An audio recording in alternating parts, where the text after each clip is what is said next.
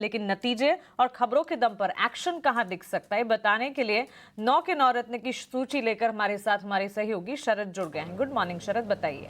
Good morning Mansi. सबसे पहले जो है टाटा मोटर्स के बारे में कहूँगा कि कमज़ोर तीसरी तिमाही के नतीजे आए और जेएलआर के जो ओवरऑल जो कह सकते हैं रेवेन्यू गाइडेंस है उसको भी घटाया गया है वित्त साल 2025 के लिए 3% से। और ब्रोकरेजेस की डाउनग्रेड्स भी देखने मिली है, खासकर कि जेफरीज के 3.5 साल बाद उनका बाय रेटिंग से डाउनग्रेड आया है। बजाज फाइनेंस की बात करें तो इनलाइन Q3 नंबर्स है, आउटलुक अच्छा है, एसेट क्वालिटी में भी इंप्रूवमेंट है और इंटरेस्टिंगली जो एमडी हैं, आउटगोइंग एमडी, वो कंपनी के साथ ही जुड़े रहेंगे पर कोई और कैपेसिटी से मार्च के बाद। रेमंड के तीसरे तिमाही के नतीजे बहुत स्ट्रॉन्ग आए हैं, रियल्टी सेगमेंट में आउट परफॉर्मेंस आई। वही वोल्टस की बात करें तो तीसरे तिमाही में जो है कमज़ोर नतीजे देखने मिले हैं। यूनिटरी कूलिंग प्रोडक्ट का जो सेगमेंट है वहाँ पे मार्जिन्स में मार आई है और प्रदीप बख्शी जो एमडी सीईओ हैं वो अब जो है वो पद को जो है रिन्यू नहीं करने वाले, लाइसेंस मुकुंदन जो है उनके जगह लेने वाले हैं। एसआरएफ की तीसरी तिमाही के नतीजे बात करें तो स्ट्रॉन्ग सेटअप नंबर आए हैं, खास करके जो रेफ्रिजरेंट गैस है वहाँ पे परफॉर्मेंस बहुत अच्छी देखने मिली है। हालांकि जो स्पेशलिटी केमिकल सेगमेंट है वहाँ पे इन्वेंट्री ओवरहैंग अभी भी है।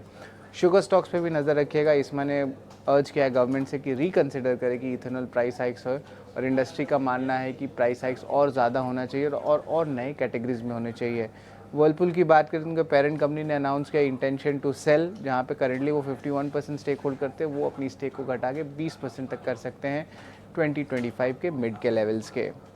आठवां स्टॉक में रिलायंस इंडस्ट्रीज़ को नज़र में रखेंगे। बोफा की रिपोर्ट आई है, मेंटेन बाय रखा है लेकिन टारगेट प्राइस घटा दिया है, 1723 से 1550 कर दिया। और अब वो कह रहे हैं कि करंट लेवल्स पे रिस्क रिवॉर्ड फेवरेबल है, कैटलिस्ट है री रेटिंग के लिए, खास करके बुलिश नज़रिया बन रहा है टेलीकॉम सेगमेंट में, और वैल्यू अनलॉकिंग की भी बात चल रही है आईपीओ के ज़रिए। और आखिरी स्टॉक हमारा बिग बोल्ड ब्रोकरेज, यहाँ पे नोमुरा की रिपोर्ट आई है कार्टरेट पे, यहाँ पे मेंटेन बाय रखा है लेकिन टारगेट प्राइस ऑलमोस्ट 30% बढ़ा दिया गया है, 1278 से बढ़ा के 1779 रुपीज़ कर दिया गया है। इंडस्ट्रियल डायनेमिक्स में ग्रोथ की अनुमान है और OLX और कंज्यूमर बिजनेस पे बुलिश नज़रिया बन रहा है। वित्त साल 2025 से 27 तक का जो एबिटा गाइडेंस है वो 24 से लेकर 22% तक बढ़ा है। वही EPS की भी बात करें तो 14 से लेकर 18% का जो है ग्रोथ दिखाया गया है। तो ये इंपॉर्टेंट ब्रोकरेज अपडेट जो है कार ट्रेड के लिए है।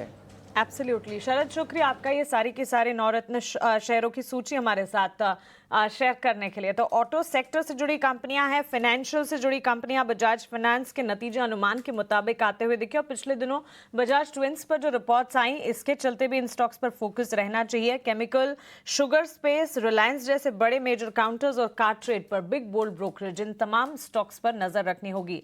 इस बीच बाजार की शुरुआत में प्री ओपन टिक्स जैसे कि आप देख रहे हैं 23,170 के आसपास खुलने की निफ्टी की तैयारी, 76,592 के लेवल्स पर हल्की फुल्की ही सही लेकिन ग्रीन पैटर्न के साथ शुरुआत की तैयारी इस वक्त बाजार करता हुआ कितना सस्टेन करती है शुरुआत जरूर देखना होगा। लेकिन एक्सचेंज एंसलरी पर किरण, गुड मॉर्निंग, एक राय आपसे जानना चाहेंगे। कल कैम्स के नतीजे आए, मजबूत सेट ऑफ नंबर्स, मुनाफा करीब 40% बढ़ा, मार्जिन में भी एक्सपेंशन था और कंपनी की आय करीब 20% बढ़ी। साथ ही BSE लिमिटेड एंट्री अपॉर्चुनिटी दे रहा है और एग्जिट अपॉर्चुनिटीज भी लगातार देता है, आपकी राय क्या होगी?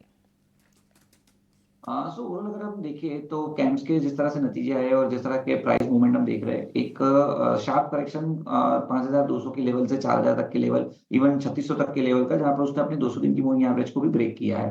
अब डेली चार्ट के ऊपर एक ओवरसोल्ड टेरिटरी के अंदर है, बुलिश डाइवर्जेंस हमें देखने को मिल रहे हैं, तो there are very good chances कि ये अपने वापस 200 दिन की मूविंग एवरेज को रिक्लेम कर सकते हैं। तो मेरे हिसाब से करंट मार्केट प्राइस से लॉन्ग करना चाहिए। एक पोजिशनल स्टॉप लॉस जो है वो 3600 का मेंटेन कीजिए और ऊपर में वापस उसकी अगर 200 डेज मूविंग एवरेज जो 4200 है वहां तक जा सकता है, और जैसे ही वो क्रॉस करे उसके बाद 4500 तक के भी टारगेट हमें कैम्प्स के ऊपर दिख रहे हैं। तो डेफिनेटली कैम्प्स मेरे हिसाब से लॉन्ग करना चाहिए। BSE it's better than camps for sure. उसमें आप देखोगे तो 5000 का एक स्टीप सपोर्ट है, जब तक वो सपोर्ट ब्रेक नहीं होता है तब तक मेरे हिसाब से बाय ऑन डिप्स कंटिन्यू रहेगा BSE के ऊपर। तो BSE एंड कैम्प्स दोनों बाय कर सकते हैं। BSE looks preferred than the camps.